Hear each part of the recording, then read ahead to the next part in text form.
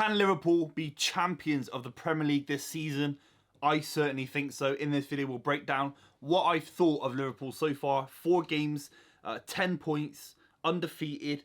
They look amazing going forward. Even some of the transfer news and some of the transfer strategy I think was spot on from Liverpool, and even their big performances against the likes of Newcastle and Aston Villa. If you're new to the channel, make sure you subscribe. Would really appreciate it. Got a massive video coming out tomorrow covering every Premier League club's season so far. It's early days, but we can talk about it. I think it's enough time to talk about every club's start to the Premier League season. Let's start off with Liverpool's start to the season. I think it's been nearly perfect. I think the Chelsea game is obviously the one draw. Everything else is a win. Let's start off with the most recent game, Aston Villa. Absolutely blew them apart. I wasn't able to talk about the game on the channel. I was covering the Arsenal game and a couple of other bits. But I was so impressed with them against Villa. The way they managed to unlock Unai Emery's defence, balls over the top, Trent dictating things, getting on the kind of that little inverted ball he'd get, and then the way he'd whip it around. And obviously, he had the likes of Matty Cash running around like headless chicken, and they've been a fantastic back four, Aston Villa, for the last 12 months since Unai Emery's come in, or 9 months. So Liverpool were able to find masses of space in a very defensively sound side. And I think that gives massive cause for optimism going into the Premier League title race, because the reality is Liverpool and City are the only sides, in my opinion, that can win 15, 16 games in a row. You need that kind of run to win the league, in my opinion, because you just accrue so many points and you end up just creating a gap between you and the other clubs. And Liverpool have got the capability of doing that. And it's massively important because against these lower level sides, Liverpool struggled last season. That's why they came where they came. They need to be able to blow away Brentford, Palace, Villa. They need to be able to get big wins against Forest, Bournemouth, that they've already done. We'll talk about that in a minute. And the Liverpool side that won the league were doing that. That's why they got 99 points. You have to be winning all these games. You know, how Arsenal struggled against Brighton at home, how they struggled against Southampton, Aston Villa away. I don't think Liverpool, the way they're playing at the moment, if they keep fit and they keep going, I don't think they will struggle against these sides. I think they'll blow them away. And that is why the Villa result is so important. Similarly with Bournemouth, because the Liverpool of old, they're always going to have a chance against the Newcastles. They're always going to show fight against City at Anfield. But it's those kind of picking up 10, 11, 12 wins in a row from the bottom half of the table. That's where your bread and butter is to winning the Premier League. I saw that against Aston Villa. I saw that kind of fear factor that, Liverpool didn't always knock it around the most beautiful. They didn't always keep the ball side to side tick-a-tacker. That kind of devastating ball over the top. People running at full pace. Salah into Nunez. Obviously, he hits the post and it bounces off Matty Cash.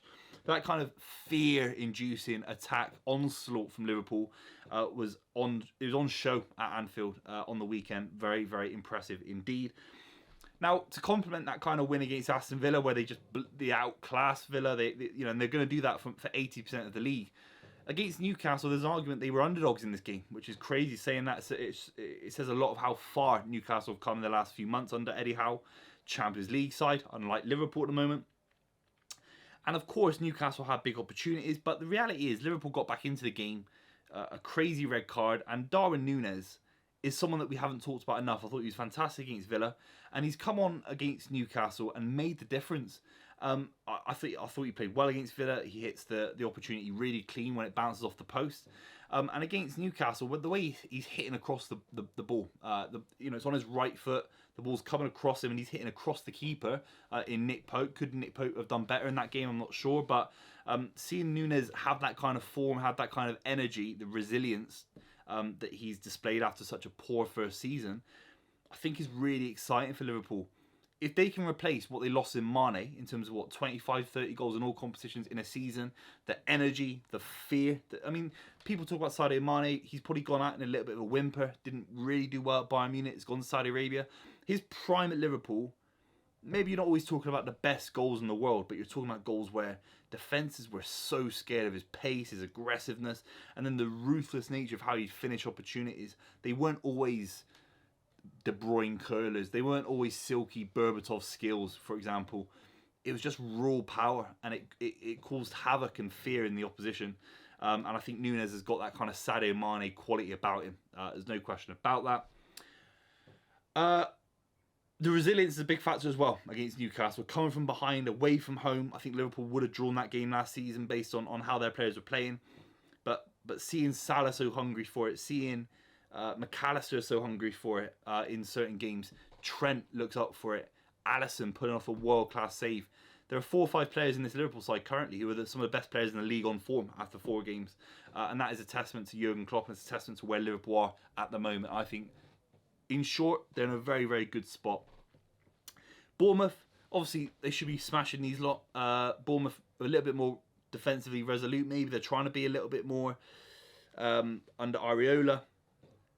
But look, I mean, all we can say about that is that Diaz had a fantastic game, and that's another player that we have to talk about, because Diaz at the start of his Liverpool career was basically driving Liverpool on to winning.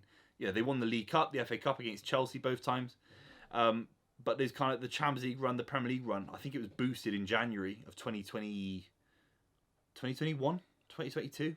I can't remember. Either way, 2021. I don't know, 2022. Either one. It was boosted by Diaz coming in and having an unbelievable start. And if they had that last season, I think Liverpool were serious title challengers last season. Obviously, he gets a major injury and it's a big shame. But against Bournemouth, we saw incredible energy, incredible quality from Diaz. And then let's just go back to Chelsea, because I think Chelsea was a real interesting one. I think they were dealing with a lot, Liverpool, behind the scenes. They just kind of got rid of Fabinho, Henderson. It was around that week, I think. And Chelsea had a little bit more of their kind of their eggs in a row, their ducks in a row, even. And Chelsea were able to play through Liverpool at points. At one point, it was McAllister by himself in midfield. So I think that was a real testament to Jurgen Klopp, that he got through the game. They didn't lose the game. There's an argument they probably should have, because Chelsea probably had the better chances. So they draw that 1-1. A lot of people wrote Liverpool off straight away. I never did.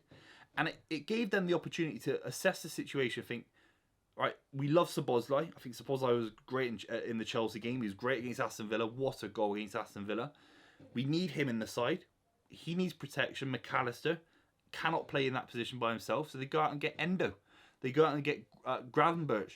2 players that will absolutely shore up the midfield options. Maybe if they'd beaten Chelsea, there would have been less pressure, less urgency from FSG to go out and back Jurgen Klopp. We don't know, of course. But my feeling is he played McAllister by himself in midfield against Chelsea. I thought he played fantastically, by the way. I mean, that is not an easy thing to do, what McAllister did at Stamford Bridge. And then they built around him, realising that McAllister's got an incredible asset, in my opinion. Fantastic talent. Let's add a couple more. Let's get it going.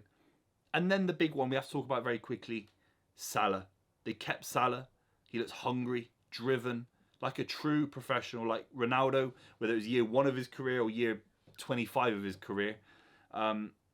Absolutely driven. The way he flicks that ball into Nunez against Villa was absolutely fantastic. So the fact that he's not gone Saudi Arabia, Liverpool haven't got the money in for him. The club was resolute. It looks like Salah was relatively resolute. I didn't hear much about him wanting to go to Saudi Arabia. Maybe he would have just accepted it if the money was there and Liverpool really wanted to get rid of him.